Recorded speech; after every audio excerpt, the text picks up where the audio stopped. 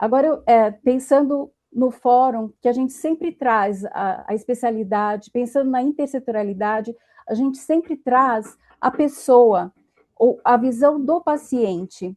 E para trazer essa visão, eu gostaria de convidar a Débora Lima, que é administradora com trajetória profissional voltada à gestão de processos de transformação organizacional, e após o diagnóstico de hipertensão arterial pulmonar, passou a direcionar sua experiência em estratégia e gestão para o fortalecimento da jornada das pessoas com condições cardiopulmonares. Atua no desenvolvimento de comunidades de pessoas com condições de saúde, na articulação institucional e na defesa de políticas públicas voltadas à ampliação do acesso, do cuidado integral e da promoção da qualidade de vida. Atualmente, ela está como vice-presidente da Associação Brasileira de Apoio à Família com Hipertensão Pulmonar e Doenças Correlatas, a ABRAF. E a provocação, a senhora Débora, é: as pessoas precisam se preocupar mais cedo com a insuficiência cardíaca? Quais estratégias facilitam essa consciência para engajamento em ações de prevenção e cuidado precoce? Muito obrigada, Débora. Olá,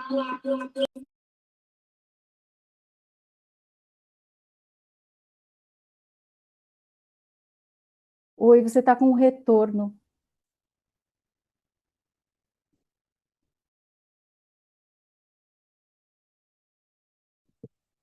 estão me ouvindo?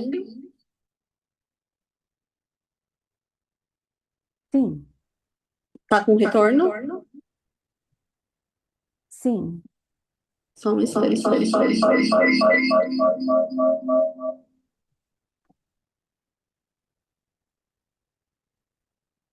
Precisa tirar o som da. Tá me do seu ouvindo melhor computador. agora?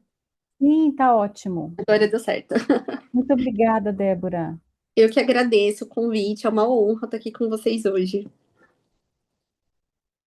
Pô, eu já acho que compartilhei minha tela, não tá aparecendo? Sim,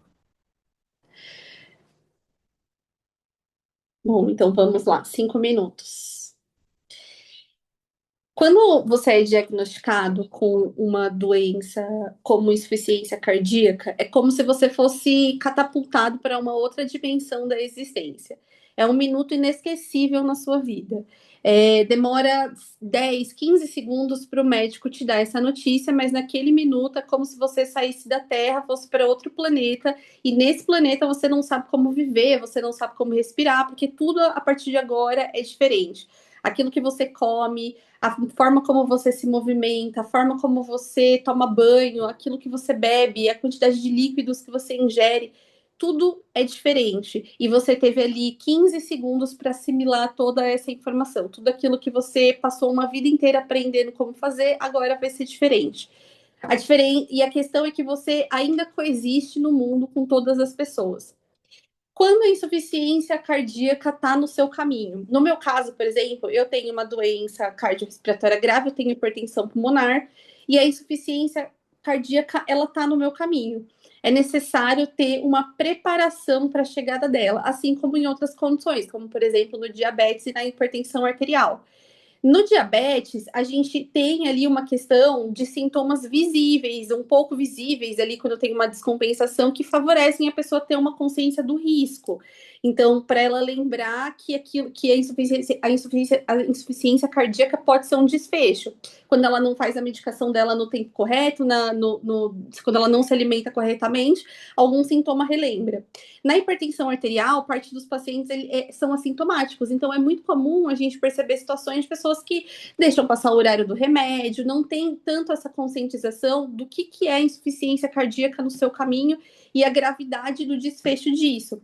Assim como outras condições, né, como a hipertensão pulmonar, fibrose pulmonar, DPOC, podem parecer, às vezes, talvez não grave o suficiente para que você chegue nesse desfecho grave que é a insuficiência cardíaca. Por isso, a gente tem dois objetivos. A gente tem que sempre, enquanto paciente, enquanto comunidade de pacientes e organização da sociedade civil, tendo essa oportunidade de ter essa conversa com o paciente em uma linguagem acessível, conversar sobre se distanciar ao máximo da chegada da insuficiência cardíaca, tendo conscientização dos cuidados que a gente precisa ter com as doenças que a gente já tem, mas se ela chegar, a gente também começar a viver bem junto dela, a gente ter qualidade de vida, a gente conhecer a doença, a gente poder ter acesso a cuidado e suporte adequado, não desistir da vida. A gente não pode morrer antes de fato morrer. Como é um diagnóstico muito severo e aquilo que a gente busca na internet, o que qualquer pessoa faz quando recebe um diagnóstico? Você vai se concentrar a apenas conversar sobre o tema junto do seu especialista? Obviamente não, você vai buscar na internet, você vai imediatamente buscar no Google o que é aquilo, assim como foi comigo, assim como é com todos os pacientes que chegam na Brava.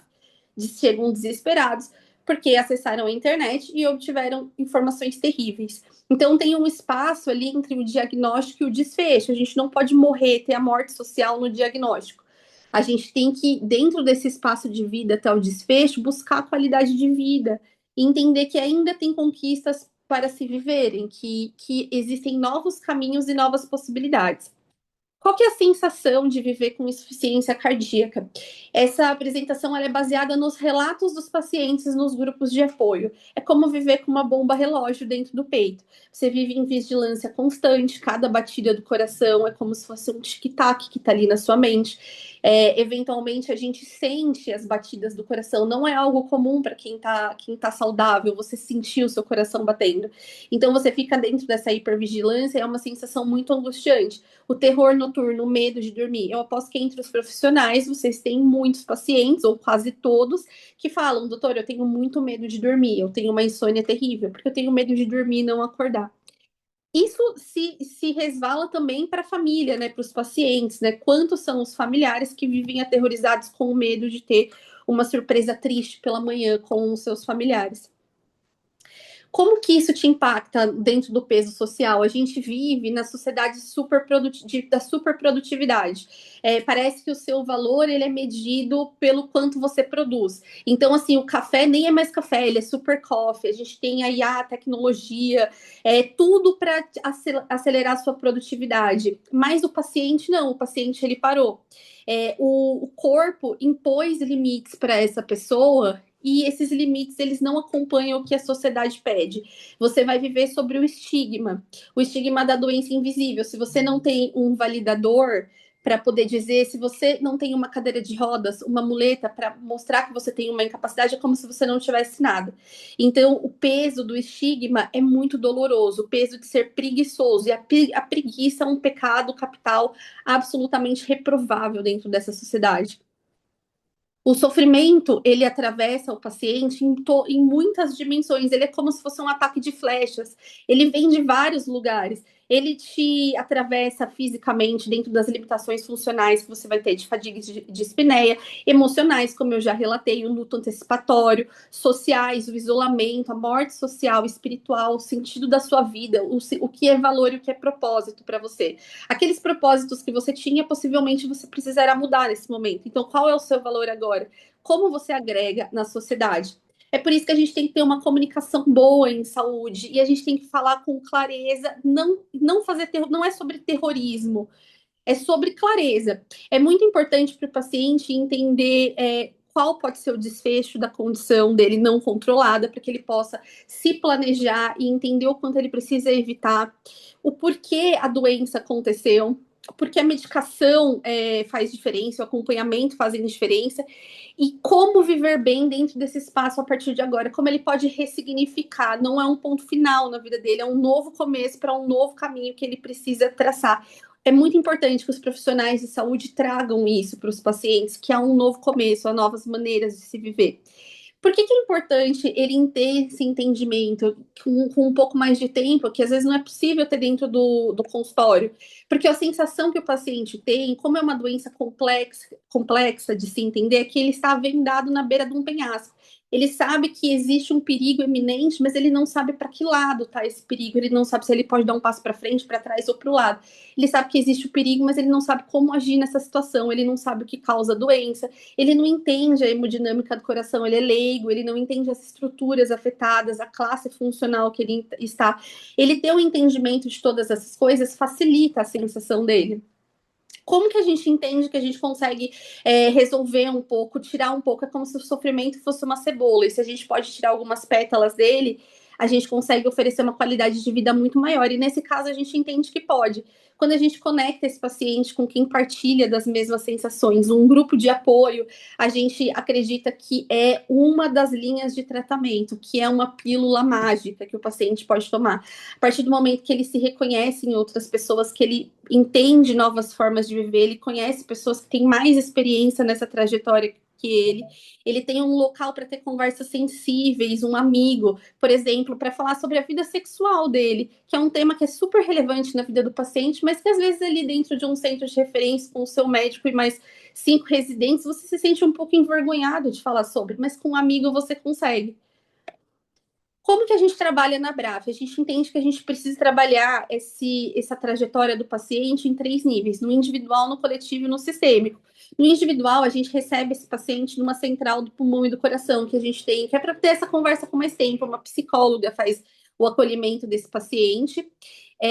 A gente, nós nos últimos 5 anos, acolhemos mais de 2.600 pacientes com tempo para ter essa conversa mais dentro da linguagem do paciente com o tempo que ele precisa. A gente coloca esse paciente em grupos de apoio, se assim ele quiser, e isso é um diferencial na vida dele.